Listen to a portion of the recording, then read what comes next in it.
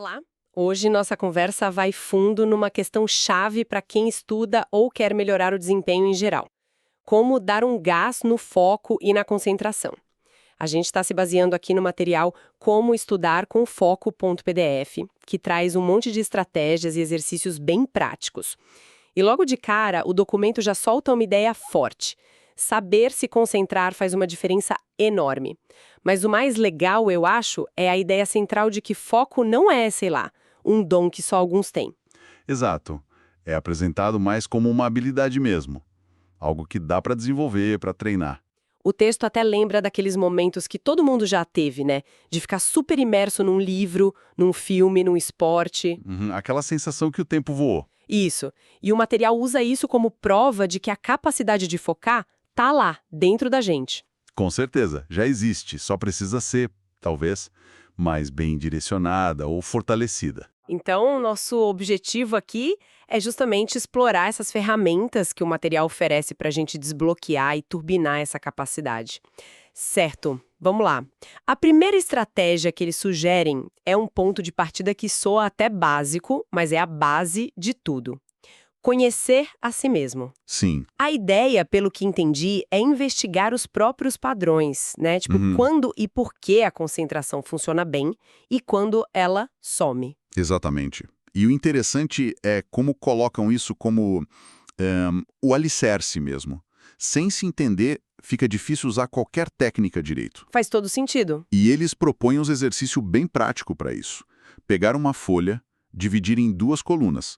Simples assim. Quais colunas? Uma para por que eu me concentro e a outra para por que eu não me concentro.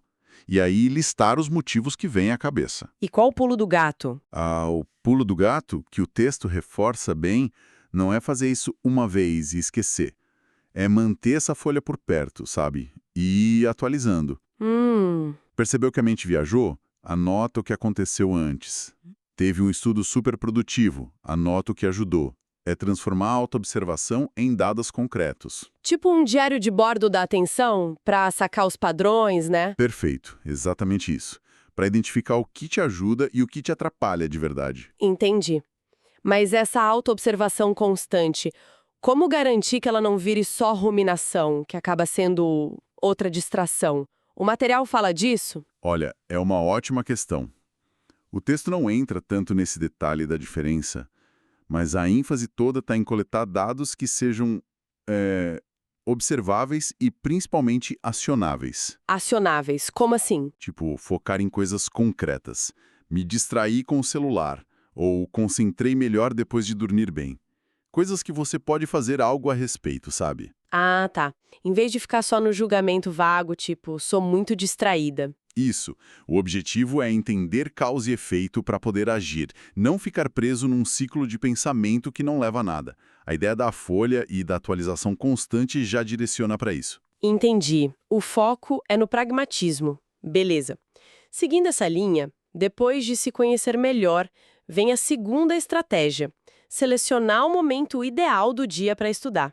O material até comenta que muita gente rende mais de manhã, com a mente descansada, né? Sim, eles mencionam isso, mas logo em seguida fazem a ressalva importante. Isso varia demais de pessoa para pessoa. Tem gente que funciona melhor à tarde, outros à noite. Totalmente. O importante é cada um identificar o seu pico de energia, né? Exatamente. E essa identificação do melhor momento já engata direto na terceira estratégia, que é priorizar. Como assim? Se a gente conectar as duas coisas, a lógica é bem direta. Usa os seus momentos de maior energia, de maior clareza mental, para encarar as tarefas mais difíceis. Aquelas matérias mais complexas ou que exigem mais raciocínio. Isso. Deixa o que é mais pesado para quando você está no seu melhor. E as coisas mais simples, mais mecânicas, podem ficar para quando a energia já está mais baixa. Faz muito sentido. Para isso funcionar, imagino que precisa ter clareza do que tem que ser feito, né? Com certeza. O documento até fala da importância de ter uma lista do que precisa ser estudado, por exemplo, para poder aplicar essa priorização. E eles mencionam brevemente a ideia de organizar o dia em blocos de tempo. O texto original até direciona para um artigo sobre a técnica Pomodoro, para quem quiser se aprofundar nisso. Ah, sim. Aquela técnica dos blocos de trabalho com pausas. Essa mesma. No fundo, é alinhar de forma estratégica o seu cronograma com os seus ritmos e com a dificuldade das tarefas. Essa ideia de alinhar energia e dificuldade parece bem poderosa, mas e quando a tarefa em si parece gigante, intransponível, mesmo no melhor horário? Tipo, escrever uma monografia inteira ou um capítulo super denso. Boa pergunta. Aí que entra a quarta estratégia, né? Dividir as grandes tarefas em tarefas menores. Exato. Aqui a coisa fica bem interessante do ponto de vista psicológico que o material explora. Por quê? Porque tarefas muito grandes ou complexas podem dar aquela sensação de, meu Deus, nunca vou terminar isso. E aí a gente... Empaca, procrastina. Isso, procrastina. O texto sugere que nosso cérebro busca recompensas. E numa tarefa gigante, a recompensa parece muito, muito distante. Ou até incerta. E quebrar em pedaços menores resolve isso. Ajuda muito. O material chama de pequenos passos. Quando você quebra um projeto intimidador em etapas menores, o processo fica mais gerenciável. Cada passo vira uma vitória pequena. Exatamente. Cada passo concluído funciona como uma recompensa menor. Libera um pouquinho de dopamina, dá aquela sensação de progresso, sabe? E isso mantém a motivação para continuar. É tipo hackear a procrastinação. É uma ótima forma de ver. Em vez de pensar, escrever o relatório, você pensa, pesquisar fontes, depois fazer o esboço, escrever a introdução. Cada item riscado da lista te impulsiona. Legal. O texto até indica que essa técnica dos pequenos passos é mais detalhada em outro lugar, né? Uma tal de técnica dos 3 Ps. Isso, eles mencionam que tem um artigo sobre isso, mas não detalham ali. Fica a dica para quem quiser buscar. Bacana. Bom, organizar o tempo e as tarefas é super importante, mas o material também bate na tecla de que a forma como a gente estuda faz toda a diferença. Com certeza. E isso leva à quinta estratégia: fazer um estudo ativo. O texto é bem direto, nada de passividade. Sim, eles alertam muito contra aquele cenário de só ler e reler ou assistir aula esperando que o conhecimento entre por osmose. Isso raramente funciona, né? É descrito como pouco eficiente, um desperdício de tempo. Exato. A ênfase toda é no engajamento cognitivo. Tem que interagir com a informação. E como fazer isso? O que eles sugerem? Eles listam várias táticas bem concretas. Por exemplo, usar métodos de leitura mais estruturados, como o SQ3R. SQ3R? O que é isso? É uma sigla em inglês para Survey, Question, Read, Recite, Review. Ou seja, pesquisar o texto antes, criar perguntas, ler ativamente, recitar ou resumir o que leu e depois revisar. É um método que te força a interagir mais. Entendi. Leitura mais profunda. Que mais? Resumir com as próprias palavras, que é um super teste para ver se entendeu mesmo. Tentar conectar o novo com o que você já sabe. Criar mapas mentais para visualizar as conexões. Mapas mentais são ótimos para isso. São sim. E também fazer anotações que sejam mais do que cópia, sabe? Com interpretações, dúvidas. Formular perguntas sobre o material. E, o que eu acho crucial, tentar aplicar o conteúdo. Aplicar como? Tentar usar a informação para resolver um problema específico. Ou explicar para alguém. Qualquer coisa que te force a usar o conhecimento, não só recebê-lo. O ponto central de todas essas técnicas é forçar o cérebro a processar a informação de um jeito mais elaborado, sabe? Criar conexões mais fortes, coisa que a leitura passiva não faz. Entendi. SQ3R, mapas mentais, aplicação, são várias ferramentas para sair da passividade. Ok.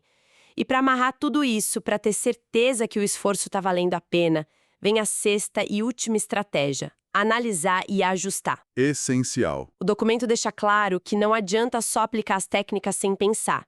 Tem que monitorar o rendimento e tá disposta a mudar o rumo se precisar, né? Exatamente. Ter aquele plano de estudo que a gente falou antes ajuda nisso. Permite ver se você está avançando em direção aos seus objetivos. E como fazer essa análise? O texto sugere um roteirinho de perguntas para guiar essa reflexão, que deve ser periódica. Coisas como: qual o meu objetivo principal com isso? Quais as metas para hoje, para a semana, para o mês? Onde eu estou em relação a essas metas? Perguntas bem diretas. Sim. E continua. Essa técnica que estou usando está funcionando para mim? Dá para melhorar? Como posso melhorar? Percebe a ênfase na aplicação consciente e na flexibilidade? Totalmente, não é uma fórmula mágica, né? É um processo. Isso, um processo iterativo. Age, avalia, refina. Age de novo.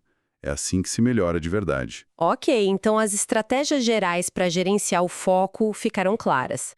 Autoconhecimento, escolher o momento certo, priorizar, dividir tarefas, estudo ativo e essa análise contínua. Mas o material não para por aí, né? Ele vai além do planejamento e propõe exercitar a mente mesmo, como se fosse um músculo. Exatamente. Então, como é que a gente coloca a mente para treinar segundo essas sugestões? O texto diz que a mente gosta de passear, mas que dá para disciplinar com prática. Isso mesmo. A fonte traz 3 exercícios bem específicos, pensados para desenvolver ativamente a capacidade de se concentrar. E quais são? O primeiro é a prática de cálculos mentais simples. Cálculos, tipo matemática? Sim, mas bem simples. A instrução é bem passo a passo. Começa com 1 mais 1 igual a 2.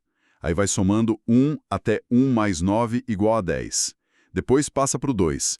2 mais 1 igual a 3. Até 2 mais 9 igual a 11. E assim por diante, até chegar em 9 mais 1 igual a 10 e terminar com 9 mais 9 igual a 18. Parece repetitivo. Qual o objetivo? O objetivo não é a matemática em si, mas manter a atenção exclusivamente na sequência. A recomendação é fazer isso por 15 minutos, todo dia, durante um mês. 15 minutos só nisso? Sim. E observar como a mente reage, sabe? Como ela tenta escapar e como, com a prática, a capacidade de manter o foco na tarefa melhora. É um treino de atenção direcionada. Entendi. E o segundo exercício? O segundo é a prática da observação focada. Observar o quê? Um objeto físico comum.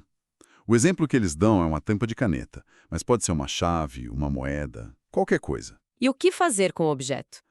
Examinar minuciosamente por mais ou menos 1 minuto. Prestar atenção em todos os detalhes. Cor, textura, formato, marquinhas, reflexos de luz, tudo mesmo. E depois? Depois, feche os olhos e tenta recriar a imagem mental do objeto, com a mesma riqueza de detalhes que você observou. E se a imagem ficar meio vaga? Aí a sugestão é abrir os olhos, observar de novo por mais 1 minuto e tentar visualizar outra vez. O texto afirma que, com a prática regular, a imagem mental fica mais nítida, mais estável e fácil de lembrar depois. Interessante. E eles conectam isso com alguma outra coisa? Sim, eles fazem uma conexão direta com a memorização de elementos visuais importantes, como os componentes de mapas mentais. Eles chamam de IOBs, que são as ideias de ordenação básicas, os ramos principais do mapa. Ah, para ajudar a fixar a estrutura do mapa mental na cabeça. Exatamente. Reforça a memória visual. O texto até indica que esse tema é mais aprofundado num curso deles. Certo. E o terceiro exercício? O terceiro é o foco em uma palavra específica. Como funciona esse? A orientação é achar um lugar calmo, sem interrupção, sentar confortavelmente. Aí você escolhe uma palavra que tem um significado positivo ou estimulante para você. Tipo? Os exemplos que eles dão são sucesso, coragem, liberdade. Mas pode ser qualquer palavra que funcione para a pessoa. E o que faz com a palavra? Repete mentalmente, de forma contínua, por 5 minutos. E o esforço consciente é para afastar qualquer outro pensamento que tente invadir. Manter a atenção só na palavra. Um treino de manter o foco voluntário, né? Exatamente. E conforme a pessoa sente que está pegando jeito, o texto sugere aumentar o tempo, talvez para 10 minutos. É um treino direto de direcionar e sustentar a atenção. Ok. Então, recapitulando rapidinho. A gente explorou 6 estratégias-chave do material: conhecer a si mesmo, achar o momento ideal, priorizar, dividir tarefas, estudo ativo e analisar e ajustar. E para turbinar a capacidade de aplicar isso tudo, 3 exercícios práticos: os cálculos mentais, a observação focada e o foco na palavra. Isso mesmo. Então, o que tudo isso significa no fim das contas? A mensagem principal que esse material parece passar é bem clara e até otimista, né? Sim, Eu diria que sim. Que concentração não é algo fixo, mas uma habilidade que dá para melhorar muito com as abordagens certas. O documento dá um roteiro que junta autoconsciência, estratégia e treino mental direto. E o resultado esperado é conseguir fazer as tarefas, principalmente as que exigem mais da cabeça, como estudar, com mais profundidade, mais eficiência e menos frustração com a dispersão, né? Exato. E para fechar aqui nossa análise, tem um ponto que o material martela bastante, sabe? Seja falando direto ou nas entrelinhas. A questão da aplicação. De colocar em prática, né? Isso. Conhecer as estratégias e os exercícios é o primeiro passo, claro.